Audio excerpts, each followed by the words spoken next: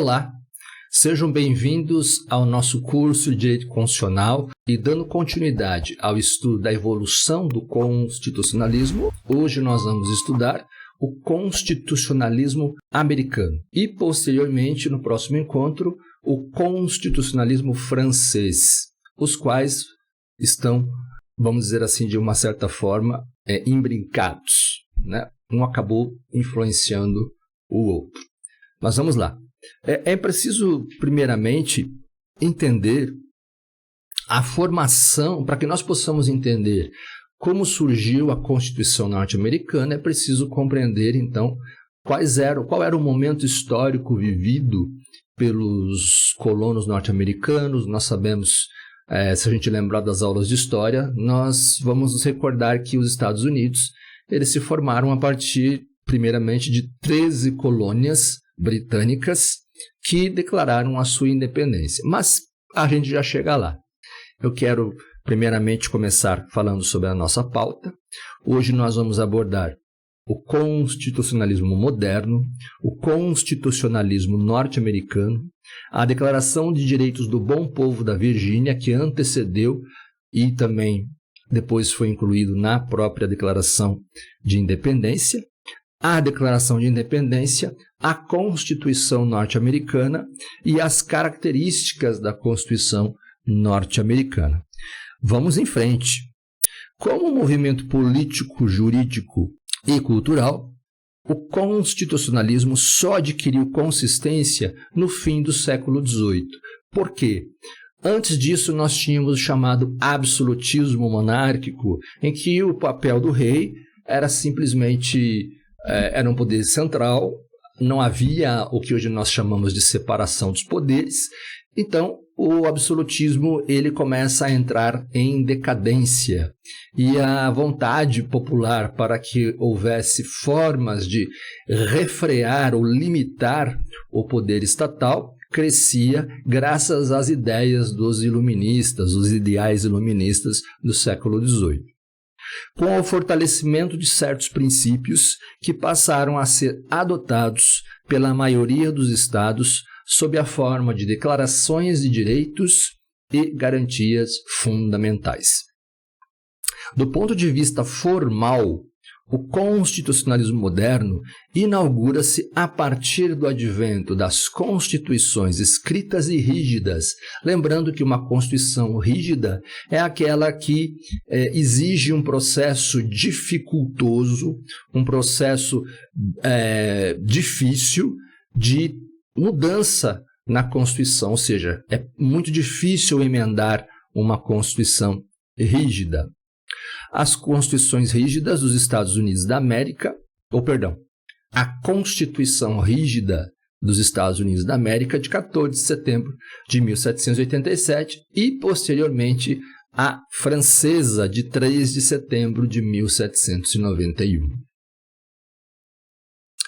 As origens do constitucionalismo norte-americano antecedem a promulgação da Constituição do país, bem como a sua declaração de independência. E agora eu quero que você venha aqui comigo para o nosso quadro, onde eu vou contar rapidamente, com muita brevidade, a formação das 13 colônias, como isso se deu, por que isso se deu, e até que nós possamos entrar, então, nesse movimento constitucionalista no sentido de separação, primeiramente, uma declaração de independência e depois a própria Constituição norte-americana. Vem comigo. Muito bem. Então aqui nós temos a formação do povo norte-americano. Nós não vamos nos aprofundar muito. Nós já vimos isso nas aulas de história, quando nós estávamos lá no ensino médio. Então, eu vou passar brevemente para que nós possamos ter uma leve noção e também lembrar um pouquinho das aulas lá do ensino médio. Bom, como se forma o povo norte-americano, principalmente os colonos? Esses colonos eram imigrantes ingleses que fugiram, na sua maioria, da metrópole, no caso, a Inglaterra. Por quê?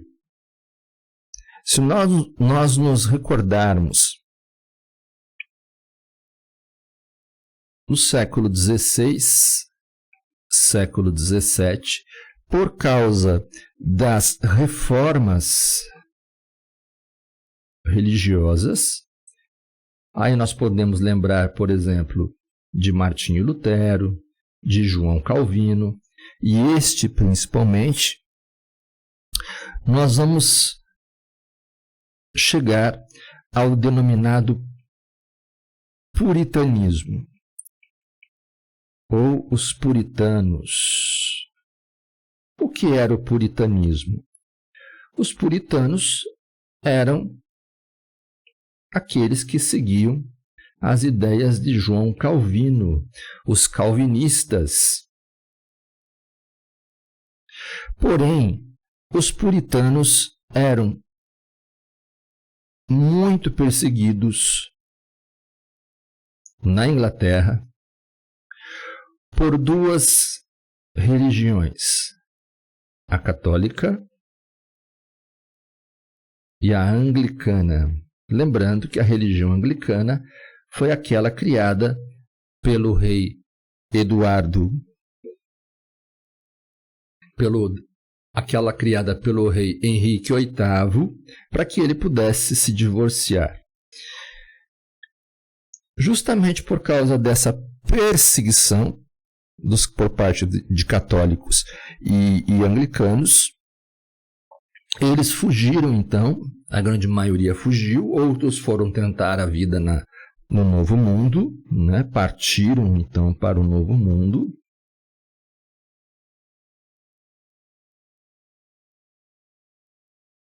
Com o objetivo de uma vida melhor.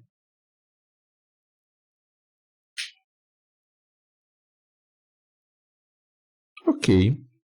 Basicamente, e assim nós não podemos esquecer, obviamente, dos indígenas norte-americanos, que também tiveram um papel fundamental na formação do povo americano.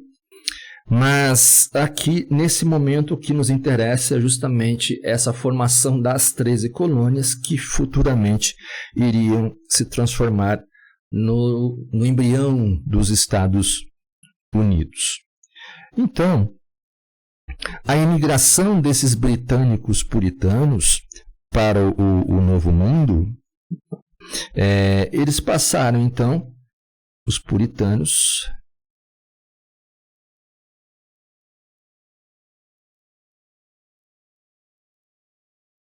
a contribuir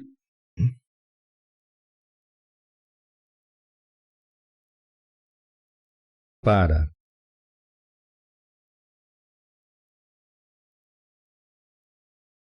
a formação do povo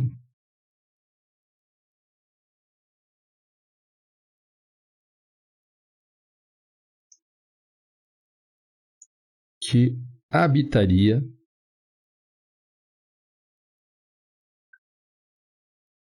as 13 colônias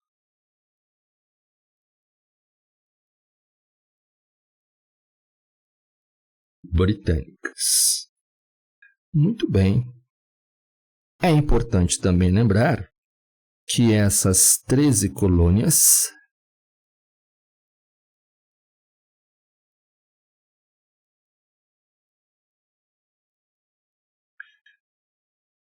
eram economicamente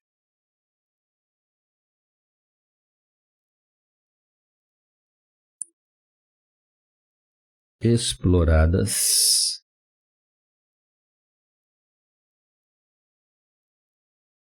pela metrópole.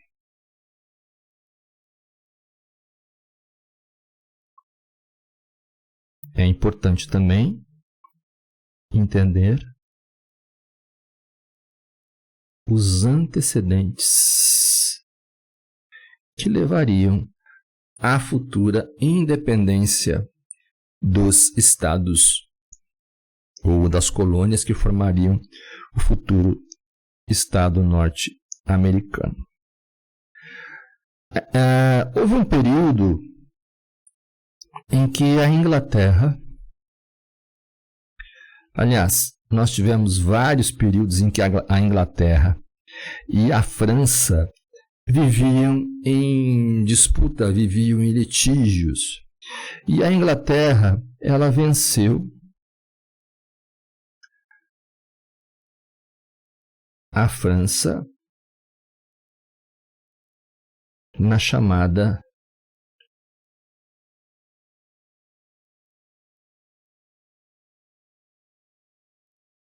Guerra dos 7 anos. Não é preciso dizer que toda guerra leva a um desequilíbrio econômico. Então, após a Guerra dos 7 anos entre Inglaterra e França, a Inglaterra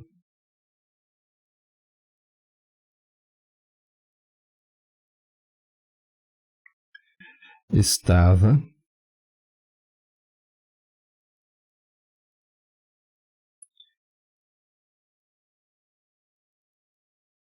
economicamente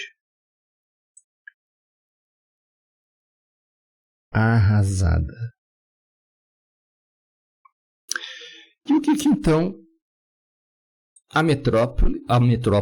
a colônia norte, o que então a metrópole ou a coroa britânica decidiu fazer? Nós precisamos agora aumentar os impostos.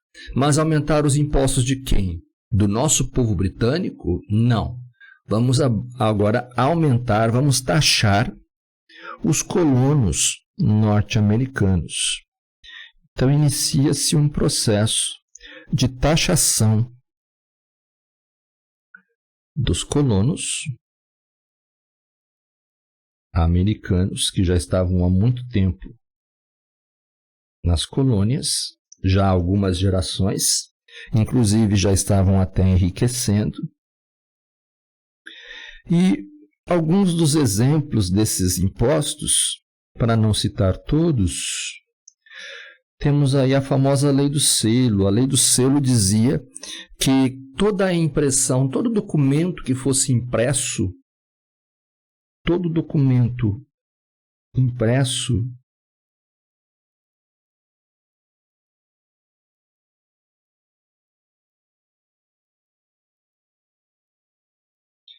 deveria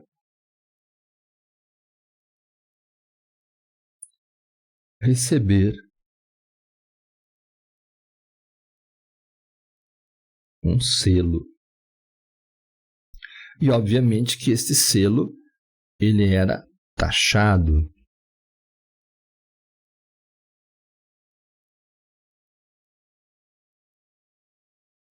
E diga-se de passagem, era muito caro.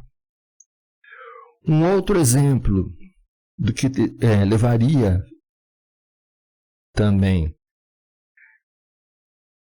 à declaração de independência foi a conhecida em inglês Tea Party, ou a Festa do Chá, ocorrida no Porto de Boston, quando os colonos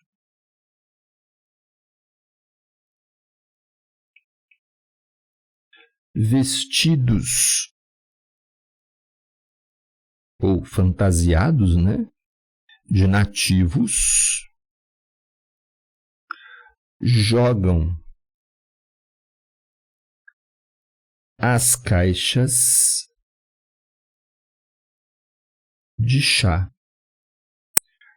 no mar. Mas por que eles fizeram isso, professor?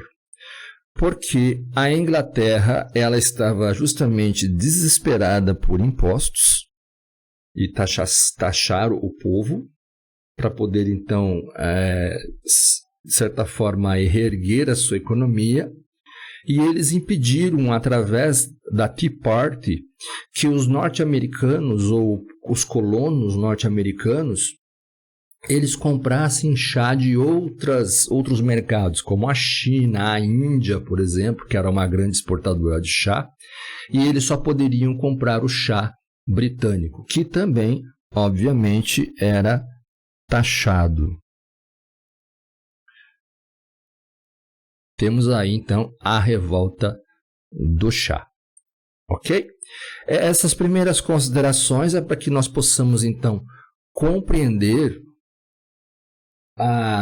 essa questão da formação do povo norte-americano e também nós possamos compreender de que forma, quais foram os elementos que depois conduziram a esse próprio desejo de independência e posteriormente determinaram a criação da Constituição norte-americana.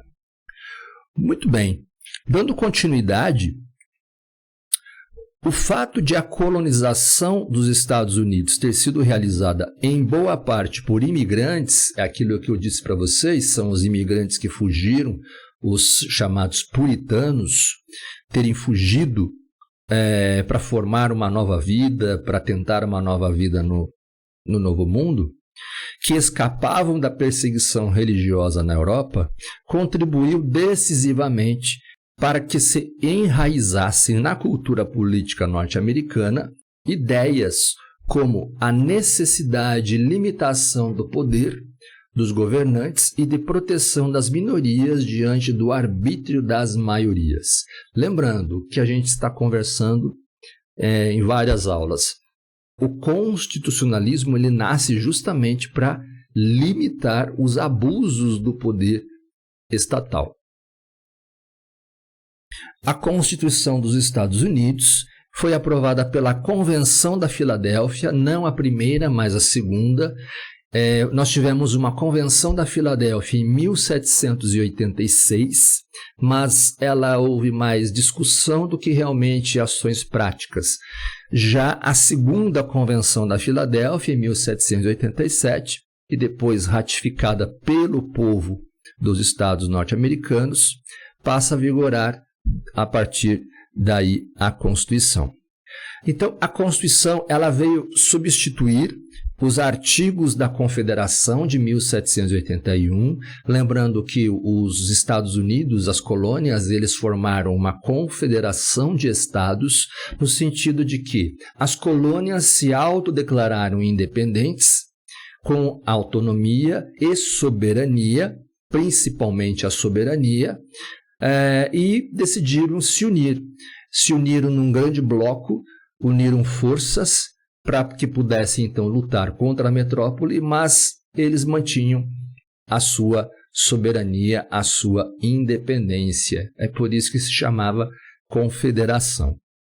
Criando um novo modelo de organização política, que é o Estado Federal. Então, a Constituição transforma a Confederação Norte-Americana numa federação. É o primeiro modelo federativo que nós temos no mundo, ou o primeiro pacto federativo que nós temos no mundo foi trazido pela Constituição norte-americana. Trata-se de um texto constitucional extremamente sintético. Quando nós temos uma Constituição sintética, significa que essa Constituição ela é extremamente objetiva. Por ter poucos artigos, isso abre margem para a interpretação hermenêutica, ou seja, os artigos eles devem ser interpretados à luz da sociedade ou da realidade social em que a Constituição está vigindo. Lembrando que a Constituição norte-americana já está há mais de 200 anos. Ela foi a primeira e continua sendo a única Constituição norte-americana, mas ela vem sendo interpretada pelos tribunais, por mais que ela tenha 200 anos, ela é interpretada pelos tribunais, isso nós chamamos de hermenêutica constitucional, no sentido de atualizar a sua interpretação. Composto originariamente de apenas 7 artigos, que, ao longo dos seus mais de 220 anos de vigência, sofreu 27 emendas.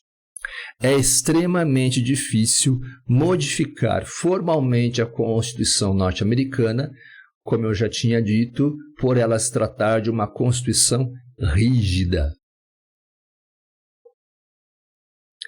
Porém, a plasticidade das cláusulas constitucionais mais importantes abriu a possibilidade de atualização daquela Constituição pela via interpretativa, que nós chamamos de hermenêutica constitucional, para adaptá-la às novas demandas e valores que emergiam com as grandes mudanças experimentadas pela sociedade americana ao longo do tempo. Ou seja, ela não envelheceu, ela apenas sofre novas interpretações à medida que o tempo passa.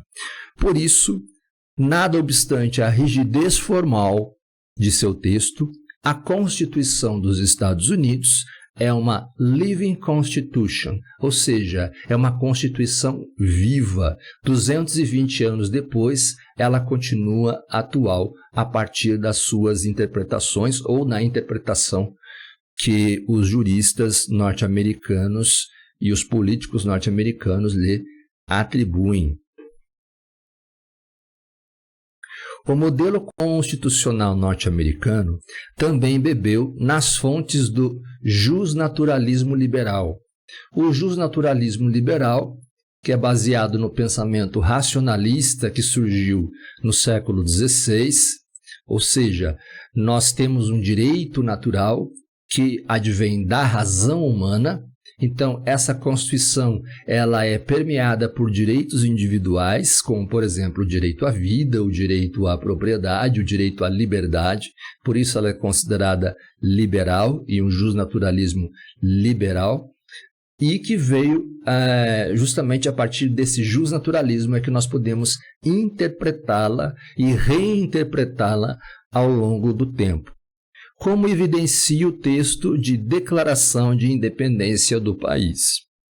E a ideia de ruptura com o passado por meio do exercício do poder constituinte, isto é, o poder de criar uma Constituição, é igualmente cultivada nos Estados Unidos, inclusive pela valorização da sabedoria e do espírito público dos constituintes, os chamados pais fundadores ou Founding Fathers, que foram os primeiros autores, aqueles que criaram o texto da Constituição, como, por exemplo, George Washington, Thomas Jefferson e Benjamin Franklin, que chega às raias da mistificação.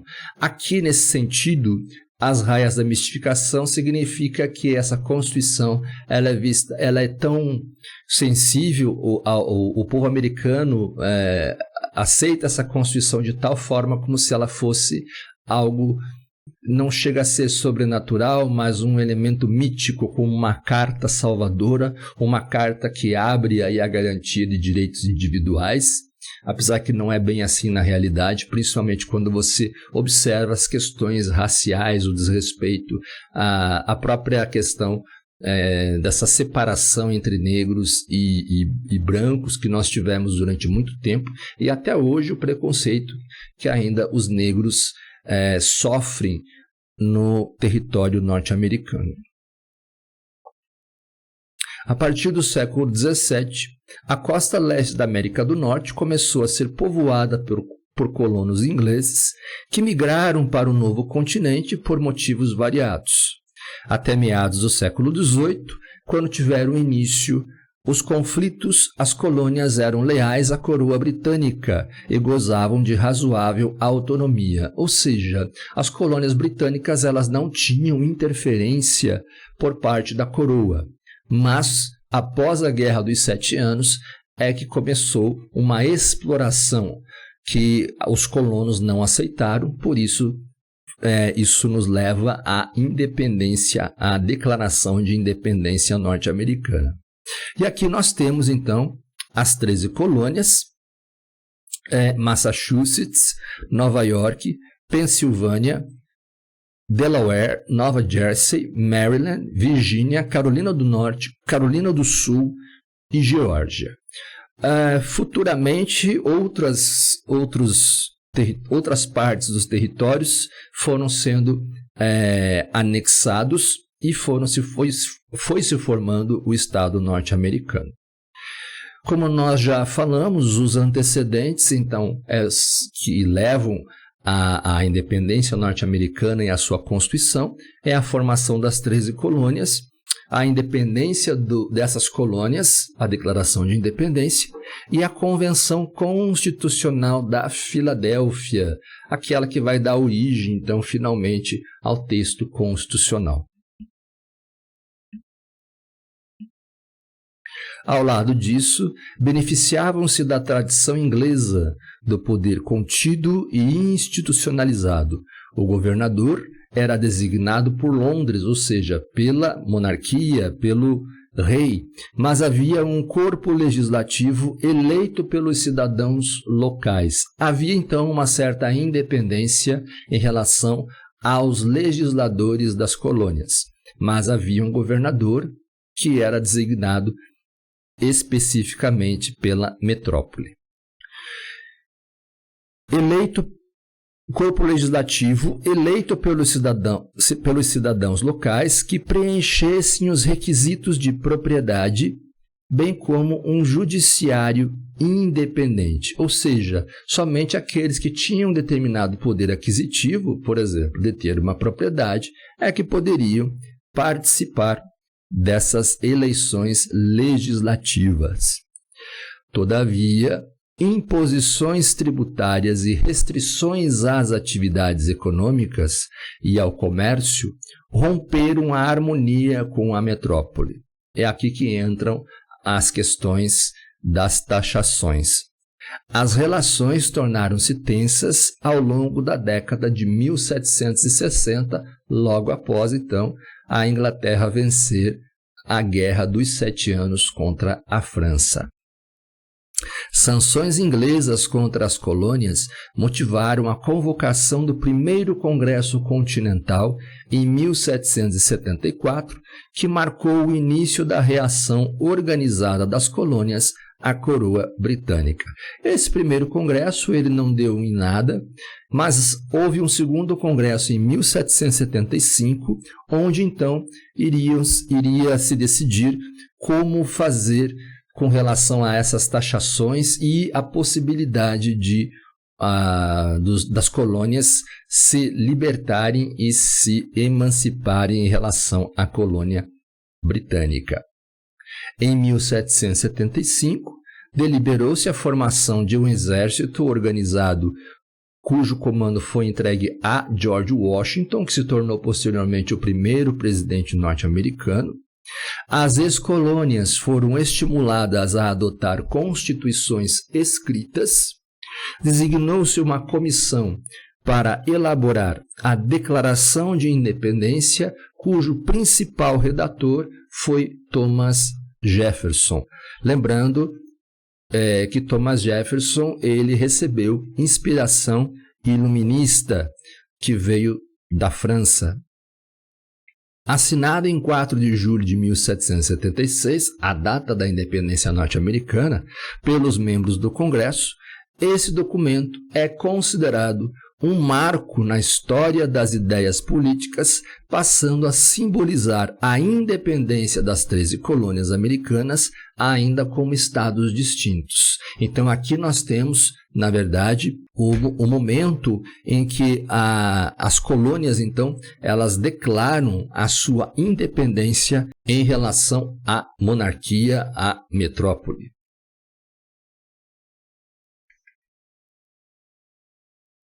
Em 1781, surgiu uma confederação entre as 13 colônias.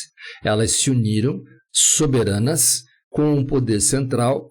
Elas se uniram, então, para se proteger.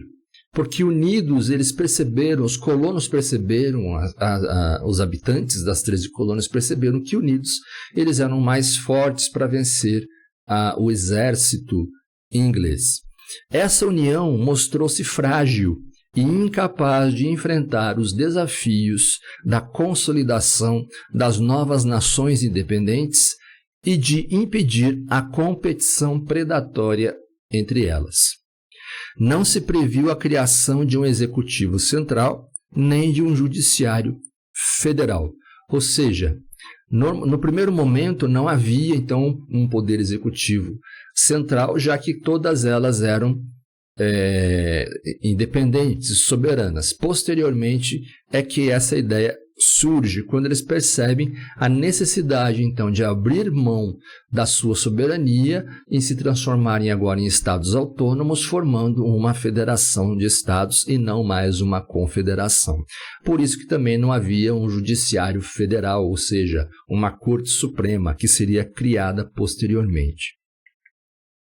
O Congresso não tinha poderes para instituir tributos nem regular o comércio entre os estados.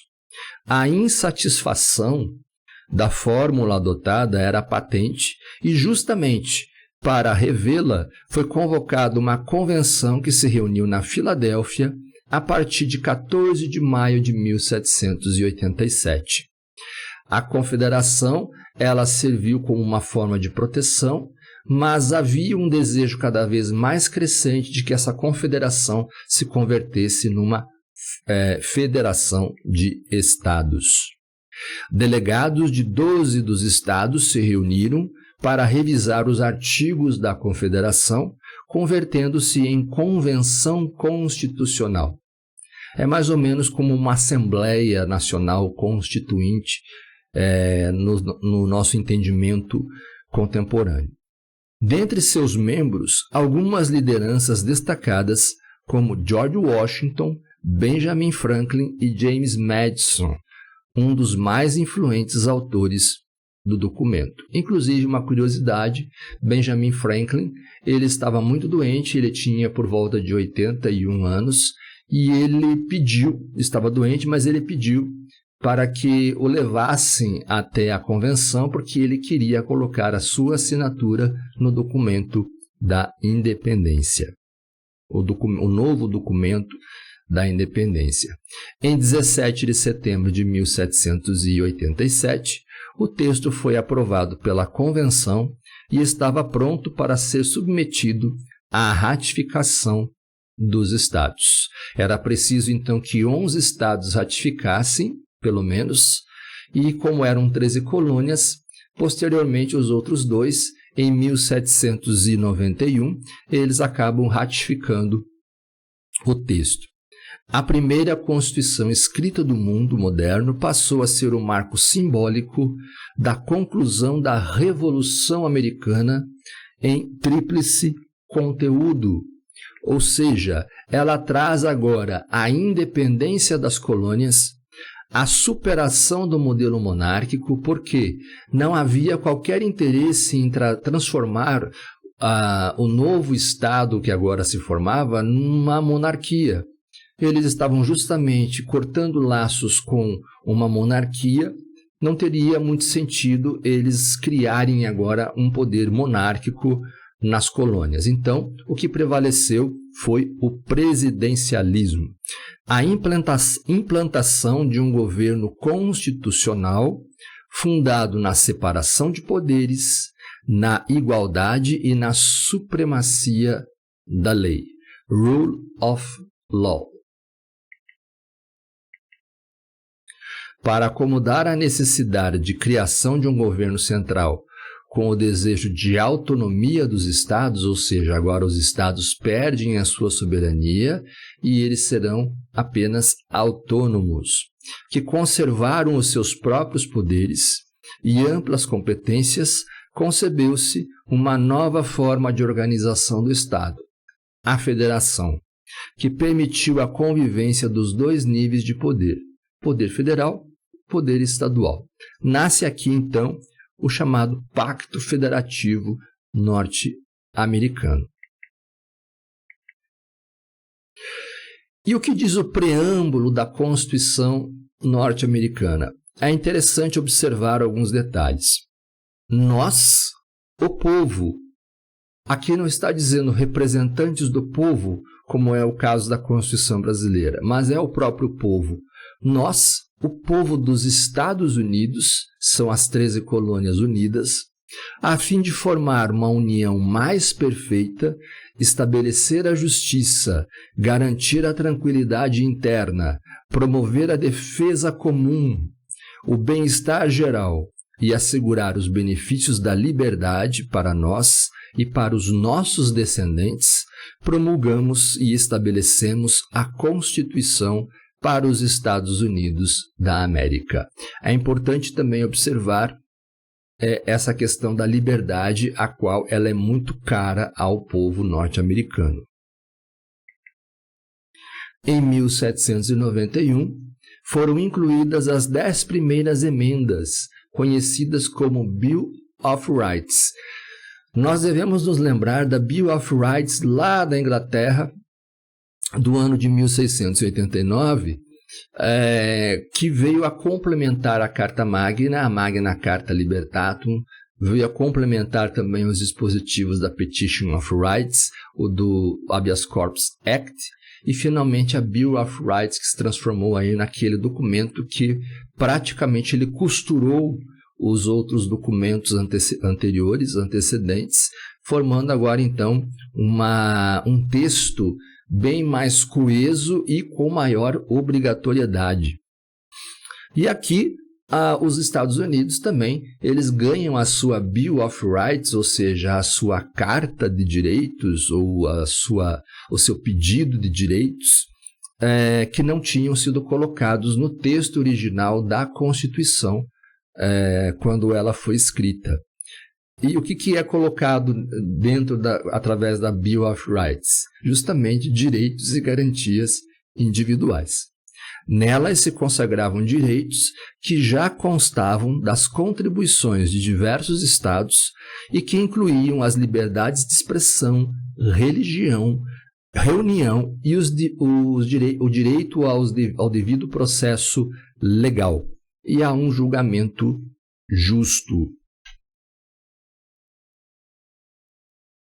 Consolidada a independência e a unidade sob a Constituição, os Estados Unidos expandiram amplamente o seu território ao longo do século XIX pela compra de áreas de outros países em guerras de conquista ou mediante ocupação de terras indígenas.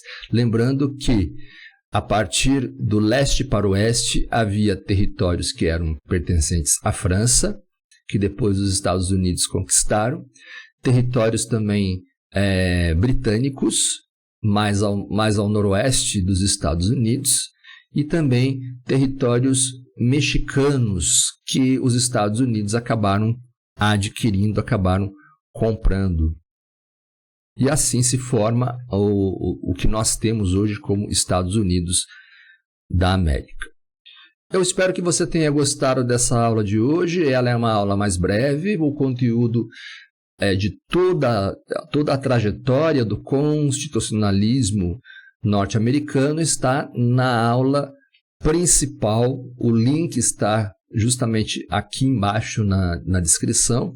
Eu peço que você assista, porque lá você vai encontrar o restante dos nossos estudos, aquilo que ainda nós não estudamos, como a Declaração do Bom Povo da Virgínia, e também um aprofundamento maior na própria Constituição norte-americana.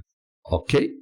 Então, obrigado por você estar comigo até aqui e não deixa de acompanhar o canal. Se inscreve, clica no sininho, dá um joinha e eu aguardo você.